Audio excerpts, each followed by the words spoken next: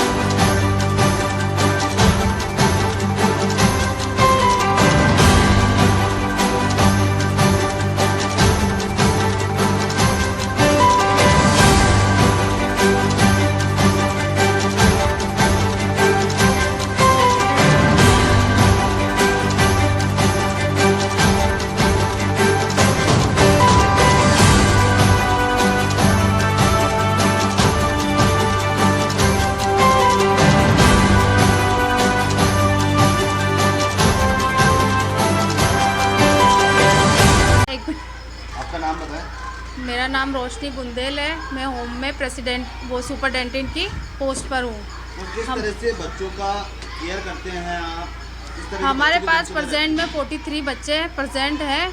हमारे पास सभी तरह के बच्चे आते हैं, नशे के बच्चे आते हैं, गुमशुदा बच्चे आते हैं, रनवे बच्चे आते हैं, और जो असाध्य रोग से जिनके माता पिता पीड़ित होते हैं वो बच्चे भी हमारे पास आते हैं। इस प्रकार हमारे पास सभी तरह के बच्चे आते हैं। उन बच्चों को हम यहाँ पे जितना हो सके हम उनको दुलार चाहते हैं। हम चाहते हैं कि इन बच्चों का भविष्य अच्छा बन सके, इनका भविष्य उज्जवल हो। हम कोशिश करते हैं कि बच्चे को हर खुशी दे पाए जो इनके माँ बाप इनको नहीं दे पाए या इनके घर पे इनको नहीं मिली हो। जो बच्चे भागकर यहाँ पे आ जाते हैं उनका हम रीज़न पता करते हैं, बच्चे क्यों आए, इनका क्या रीज़न था, इनके घर पे इनको क्या प्रॉब्लम थी जो बच्चे भागकर यहाँ पे आ जाते हैं। किस तरह के एज फैक्टर के बच्चे आपके यहाँ आते हैं?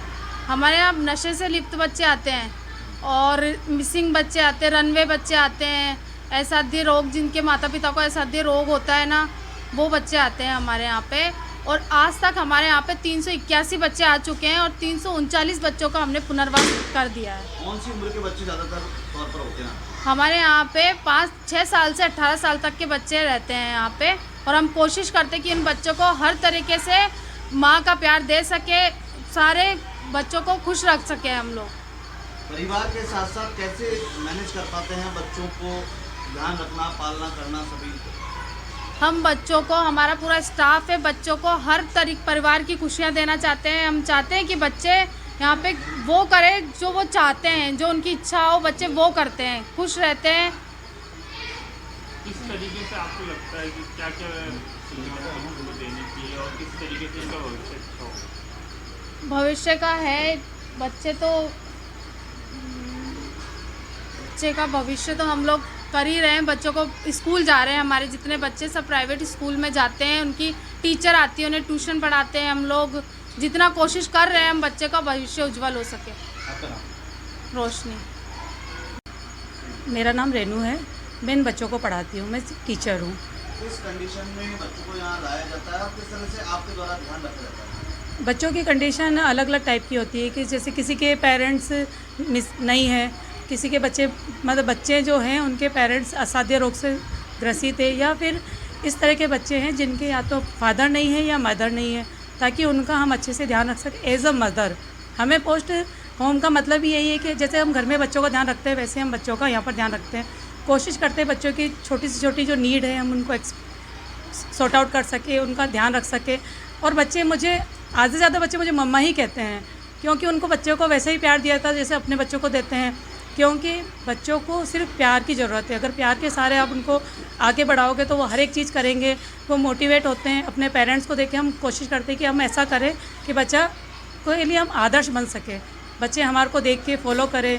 और टीचर हूँ तो मैं कोशिश करती हूँ कि दोनों भूमिका को अच्छे से निभा सकें, ताकि बच्चे अपने मार्गदर्शक, कुछ बच्चे तो इतने होनहार है ना, वो मेरे बच्चों को भी डिफीट करते हैं, पढ़ाई में इतने ब्रिलियंट है, कोशिश करते हैं आगे से आगे वो बढ़ें और अपने उज्जवल भविष्य को आगे ज़रूर दर्शाएंगे। बच्चों को आत्मनिर्भर बनाने के लिए किस तरह के कदम उठाएं आप? बच्चों को आत्मनिर्भर बनाने के लिए हम कुछ बच्चों को, जैसे सोसाइटी में कहा था कि हर काम लड़कियों को करना चाहिए, पर ऐसा नहीं। हम यहाँ बॉयज़ से हम कोशिश करते हैं बॉयज़ को भी हर काम सिखाएं, ताकि वो सिंगल कभी रहें तो उनको अपनी वाइफ हो या अपनी मदर हो, किसी की हेल्प करने के लिए वो किसी पे डिपेंड नहीं रहे और हमेशा वो हेल्पफुल नेचर के साथ में आगे बढ़ सके। ऐसा कभी हुआ है कि बच्चों को अपने परिवार की याद आई हो या माता पिता की याद आई हो उस कंडीशन में हाँ, क्या कभी कभी होता है बच्चे, क्योंकि माँ कितना भी प्यार देते हैं, मतलब दूसरा कितना भी माँ की जैसे प्यार देते हैं, माँ की याद तो आती है, पर हम कोशिश करते हैं कि उनको माँ की याद ना आने दें, क्योंकि हमें माँ का रोल निभाना पड़ता है। उस समय उनकी केयर करनी पड़ती है, रातों को जगना पड़ता है, उनको ध्यान रखना पड़ता है, उनको रोते समय उनको उसकी काउंसलिंग करनी पड़ती है, बार बार हमें उन्हें बताना पड़ता है कि हाँ मम्मा ही है हम तुम्हारी।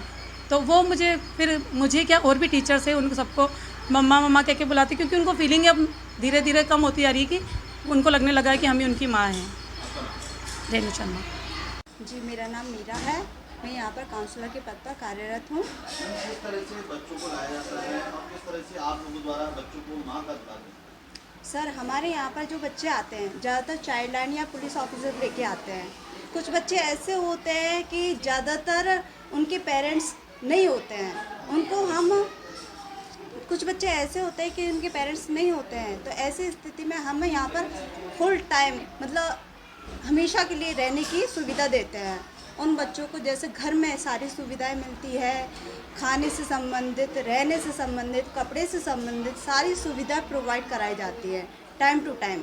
यहाँ पर दैनिक दिनचर्या के अकॉर्डिंग सारे कार्य कंप्लीट किए जाते हैं, क्योंकि इनका टाइम टेबल के अकॉर्डिंग वैसे तो पूरा मैनेज किया जाता है, लेकिन यह थोड़ा बहुत ऊपर नीचे हो जाता है, लेकिन सारे काम होते हैं इन बच्चों के अकॉर्डिंग। और ये बच्चे जो जैसे आते हैं इनकी तुरंत ही काउंसलिंग की जाती है। कुछ बच्चे ऐसे होते हैं उनके पेरेंट्स के पता लगाते हैं हम, कुछ बच्चे ऐसे होते हैं उनके पेरेंट्स का पता नहीं लग पाता है, तो ऐसी स्थिति में हम पुलिस ऑफिसर से, चाइल्ड लाइन से या फिर किसी भी परिस्थिति में उन बच्चे के पेरेंट्स को ढूंढने का प्रयास करते हैं। जैसे ही बच्चे के पेरेंट्स मिल जाते हैं तो उनको, जैसे बाल कल्याण समिति से हमारे पास बच्चे आते हैं तो बाल कल्याण समिति से इनके ऑर्डर तैयार होते हैं और उन बच्चों को उनके पेरेंट्स के पास सुपुर्द कर दिया जाता है।